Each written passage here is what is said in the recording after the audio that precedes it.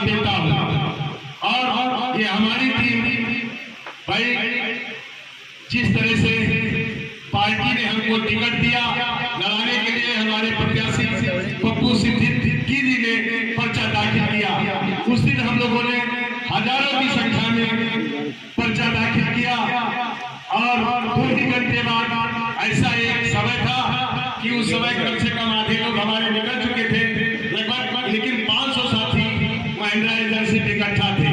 2 घंटे बाद हमें मालूम होता है विधायक जी मौजूद थे कि आपका पर्चा जो है कैंसिल कर दिया गया है और दूसरे को टिकट दे दिया गया है। ये जानकारी जब हुई हम लोगों के ये एहसास नहीं हो रहा था कि क्या हमारे साथ ऐसा किया जा सकता है। लेकिन मेरे दोस्तों, हमारी टीम के सभी साथियों ने लगभग 500 लोगों ने उसी समय इस्तीफा दे दिया था और इस्तीफा दे करके ये तय किया गया कि भाई पप्पू सिद्दीकी को चुनाव लड़ाया जाएगा। अगर यही बात हमारे नेता पहले कह देते, ये तय कर देते, विधायक जी से बात कर लेते, सांसद जी से बात कर लेते कि भाई चुनाव देख लीजिए, अब की पप्पू सिद्दीकी नहीं लड़ेंगे, किसी और को टिकट दिया जाएगा, वहीं पर बात खत्म हो जाती। लेकिन मेरे भाइयों, हम लोगों को बेइज्जत किया गया, लेकिन इस बेइज्जती का एहसास हमारे कार्यकर्ताओं ने एहसास कराया। पप्पू भाई को जिताने का काम किया, लेकिन हम जीत नहीं पाए। और आज भी अगर सही गिनती हो जाती तो चुनाव हम जीते हैं। हमने पप्पू को समझाया था कि भाई साहब देख ले, हम पहला चुनाव लड़ रहे हैं, इतनी बड़ी उम्र में हम 7 चुनाव लड़ चुके हैं, हार भी चुके हैं, जीत भी चुके हैं। आपके साथ छलबल किया जाएगा, हर वर्ष से 10 वोट अनबैलेंस किया गया है जो बिल्कुल लीगल था, उसको निकाल के कर दिया गया है। इनके साथ जो साथी थे वो सब नहीं लड़ पाए हर बक्से में। अगर कहीं भी काउंटिंग हो जाए तो हर बक्से में जीतेंगे और 10-15 वोट इनकी निकाली जाएगी। इनके करीब 180 वोट जो अंगूठा लगा दिए गए और जिसमें मोहर भी लगा था 80 वोटों पर, उसमें भी अंगूठा लगा दिया गया। इस तरह से ये एहसास हो गया था विपक्षियों को कि पप्पू सिद्दीकी चुनाव जीत रहे हैं। लेकिन वो मंसूबे को सत्ता सांसद से भी लड़ना था, आपकी प्रत्याशी के नेताओं से भी लड़ना था जो साइकिल सिंबल से लड़ रहे थे। हमको चुनाव जानबूझ करके हराया गया। लेकिन मेरे कार्यकर्ता भाइयों, एकजुट रह करके अब ये लड़ाई हमारी खत्म नहीं हुई है। अगर टूट जाओगे तो बीत जाओगे। आज परशुराम की बारी है तो कल तुम्हारी बारी होगी। और विधायक जी मैं कहना चाहता हूँ कि आप समझ लीजिए, अगर कार्यकर्ताओं के संघर्ष में आपको साथ संघर्ष करना होगा, अगर संघर्ष नहीं कर पाओगे तो हम जैसे कार्यकर्ता को जरूरत नहीं है। मैं इस्तीफा 3 पीढ़ी बाद हमारे बाबा थे इसी पार्टी में, बाप हमारे थे जो अपने में राम सेवक यादव जी के साथ सुश्रिष्ट में रह करके हमेशा केवल तीसरी पीढ़ी में इस्तीफा दिया हूँ। और कम से कम 100 परिवार का सदस्य मेरा परिवार है, तो मैं डरता नहीं हूँ किसी को, चाहे जो कुछ भी हो। जहाँ तक मुझे अच्छा लगाया गया है, बैठ करके 4 लोग बैठते कहते हैं 10 लाख रुपया राम मदन ने लिया है, 2 लाख परशुराम को दिया है और खरीद लिया गया है। इसलिए पप्पू सिद्दीकी का जो है कि ये लोग करते हैं। मैं 15 के नीचे कसम खाता हूँ कि जिस दिन पप्पू का दाखिला हुआ था मैं तीसरी चाय का निकालता। और कुछ साथी हमारे इधर भी चेहरा दिखाए, उधर भी चेहरा दिखाए, पर्चा उधर दाखिल करवाए और दूसरे का मांगे, वो सच्चे समाजवादी नहीं है। तो इंटरनेट वीडियो में वायरल हो रहा है, ऐसे लोग मंत्री जी को देख लेना चाहिए। समाजवादी पार्टी को जो खा के रखी है और पार्टी कहाँ को जा रही है। आज इसी का परिणाम है, चाहे वो अंचली घाट नहीं जीते हो, चाहे दरियाबाद में जीते हो, चाहे हैदरगढ़ जीते हो। अभी मिशन तो अधूरा है, ये मिशन चलता रहेगा। हम लोग इस्तीफा दे दिए, लेकिन मिशन हमारा बंद नहीं होगा। हर विधायक स्तर पर, हर तहसील स्तर पर जिले में चलेगा, चाहे हम 10 लोग अकेले मिशन को तैयार करें।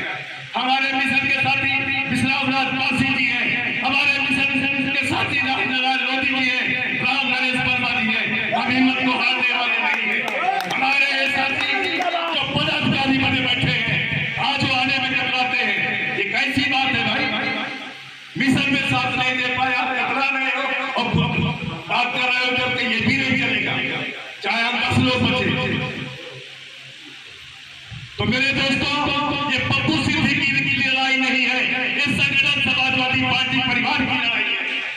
संगठन के परिवार के लोगों ने जो हमारा संगठन था सब्बीर पहाड़ी के नेतृत्व में हैदर का संगठन ने हमको लिख कर दिया था। जब हमें अध्यक्षगण बनाया है तो हमसे पूछना चाहिए जिले के नेतृत्व को कि आपसे किसी ने कहा है, किसी ने आवेदन किया है?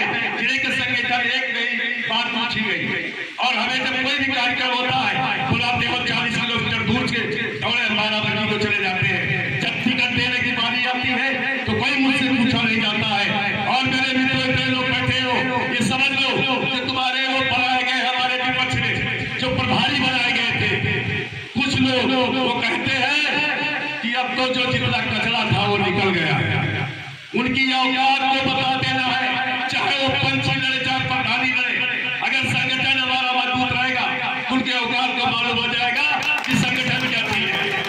हम कचरा है कि असली समाजवादी है, इस चीज को जरूर बताना है मेरे भाइयों। और अपने नगर की टीम को मैं हार्दिक बधाई देता हूँ। इस संगठन पूरा पप्पू भाई के साथ लगा था, चाहे जितने भी हमारे पदाधिकारी थे और जो भी हमारे टाउन के सभासद जीते हैं, मैं सबको धन्यवाद देता हूँ। जय हिंद, जय समाजवाद। हमारे साथ लल्लू प्रसाद यादव जी हमारे साथ में थे।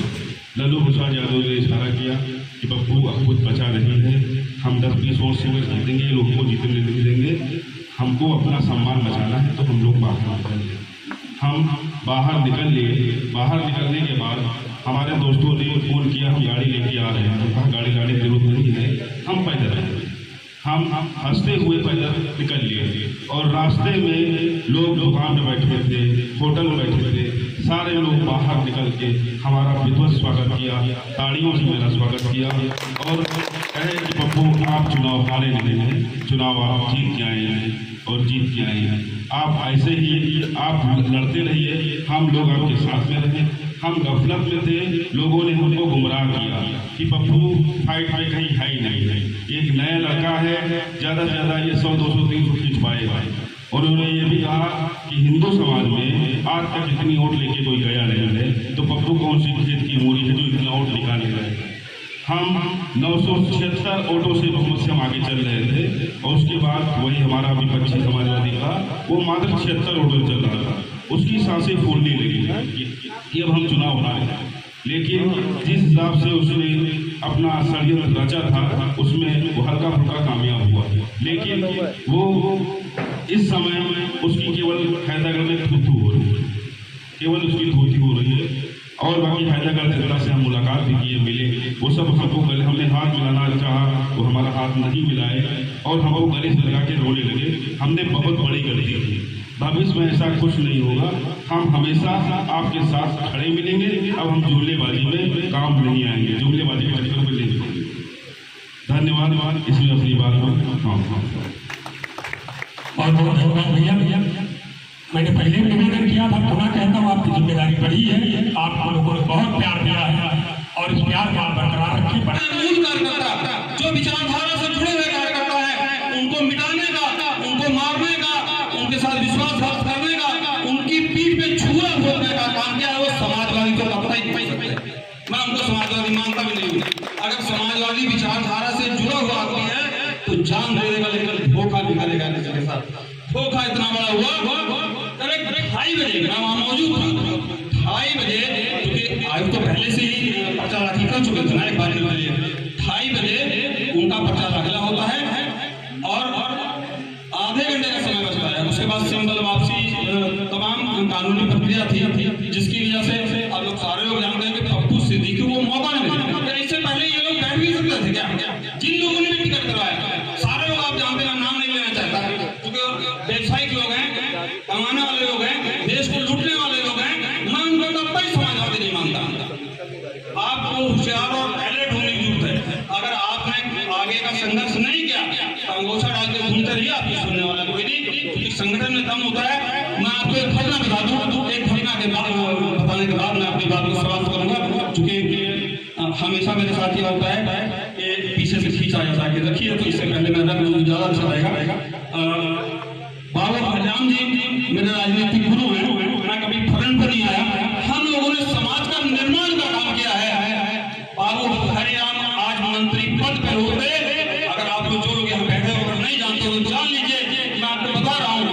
मैं 90 से आपके साथ 3 साल में अपने घर नहीं गया।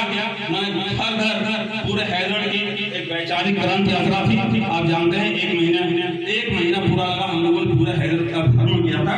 आपने समाज के निर्माण का कार्य किया, वो चाहे स्वर्ण बिरादरी का हो। नगरहार जी हमारे बीच में उदाहरण के स्वरूप बैठे, पप्पू ये पवन तिवारी हमारे बीच में बैठे, मोहन जी बैठे, देखिए वो चले गए। बहुत से लोग हैं जो विचारधारा से जुड़े हुए लोग हैं, लेकिन जो व्यावसायिक तरीके से आते हैं, आपको सोचने की जरूरत है, आपको अलर्ट रहने की जरूरत है। जो केवल टिकट के लिए और चुनाव के लिए हमारे बीच में आते हैं, तब तक उनको जो है वहाँ आपको उस समय साइकिल दिखती है, जो धोखा जब आप खाते हो इसलिए खाते हो, तब तक घबरा के भेजिए। अगर साइकिल के नाम पे कोई भी नेतृत्व उनको टिकट देता है, ऐसे व्यक्ति को, अयोग्य व्यक्ति को, उसकी जमात और बदली नहीं। मैं बता दूं, बहुत पुरानी बात है, नाम नहीं लेना चाहता। मैंने कहा था आने वाले सामने से आने ज्यादातर सब लोगों ने अपने अपने विचार रखे हैं। विधानसभा के आप पूर्व विधायक भी रहे, एक अच्छी पकड़ है आपकी इस क्षेत्र में। उसके बाद और आपके लाखों कार्यकर्ता हैं पूरी विधानसभा में जो आपका सपोर्ट भी करते हैं। वर्तमान में जो आज आप एक समीक्षा बैठक किए हैं इस चुनाव, ये पिछले चुनाव को लेकर के, इसके विषय में आप क्या कहना चाहते हैं? ये समाजवादी पार्टी की आपसी फूट का नतीजा था जो आपको ये सीट गंवानी पड़ी, या फिर कुछ और आप इसका आकलन क्या कर रहे हैं, किस एंगल? यहाँ पर समाजवादी पार्टी के जो हमारे पदाधिकारी जी और कार्यकर्ता हैं जी, वो बहुत ही मेहनती, बहुत कर्मठ हैं जी, और हमारे तमाम नेता समय समय पर कहते रहते हैं।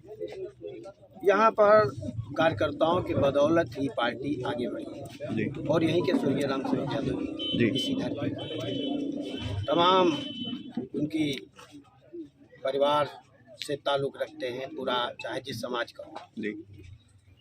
और यहाँ रही बात वोट डालने की, यहाँ पर कई चुनावों से चला रहा है। पिछली बार भी ऐसा हुआ, इस बार भी ऐसा हुआ।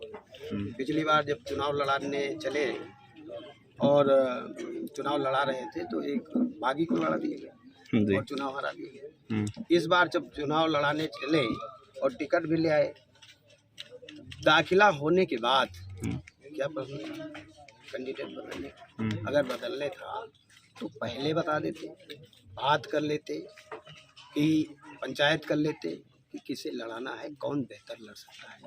और कार्यकर्ताओं ने चुनाव लड़ाया, तस्वीर साफ हो गई कि बिना सिंबल के चुनाव पप्पू सिद्दीकी ने लड़ा और बहुत अच्छी वोट पाए, बहुत अच्छा प्रदर्शन हुआ। और अगर ठीक से गणना हो जाए, ठीक से अगर देखा जाए, निष्पक्ष, हाँ निष्पक्ष हो जाए तो पप्पू सिद्दीकी चुनाव जीत गए जी। पप्पू सिद्दीकी और विजेता में मात्र 102 वोटों का अंतर रहा। आखिरी राउंड में जब एक बक्सा बचा, कुल की बात कर रहे हैं विधायक जी, एक जब बक्सा बचा जी, तो जो कैंडिडेट, जो बीजेपी का कैंडिडेट था वो चौथे नंबर पर जी, और जो हमारा कैंडिडेट था पप्पू सिद्दीकी पहले नंबर पर था।